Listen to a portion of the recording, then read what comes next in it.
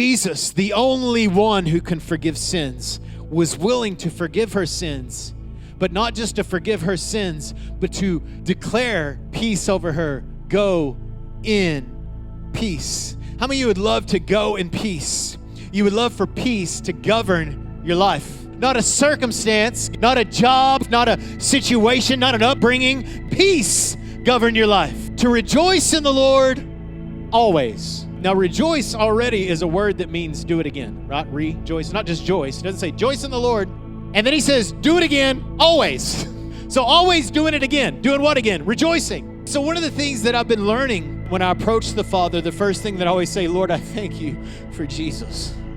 Lord, I'm so grateful that Jesus came. I'm so grateful that when I was 18 years old and unfit for you, Lord, you saw me as worthy. Lord, you liked me and you loved me and you wanted me. Lord, I'm so grateful. Sometimes I kind of have a list of things to be thankful for. And as I go down the list, one of the things that I notice is when it seems like I get to the bottom of the list just got longer. And sometimes I found that whenever I go down the list of the things that I'm grateful for, I look back up and I go, oh yeah, I'm still grateful for number one.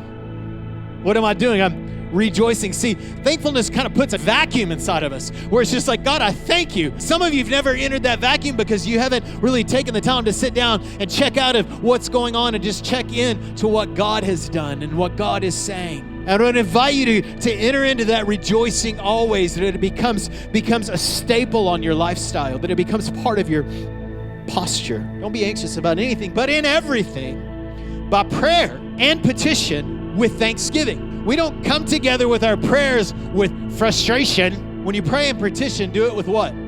Thanksgiving. This is what happens when we have that kind of posture. And the peace of God. The peace of God that transcends all understanding will guard your heart and your mind in Christ Jesus. It'll change the way you feel. It'll change the way you're motivated. It'll change the way you think. What will? Exercising gratitude. You've got much to be grateful for. Why? Because just like that woman, much has been forgiven.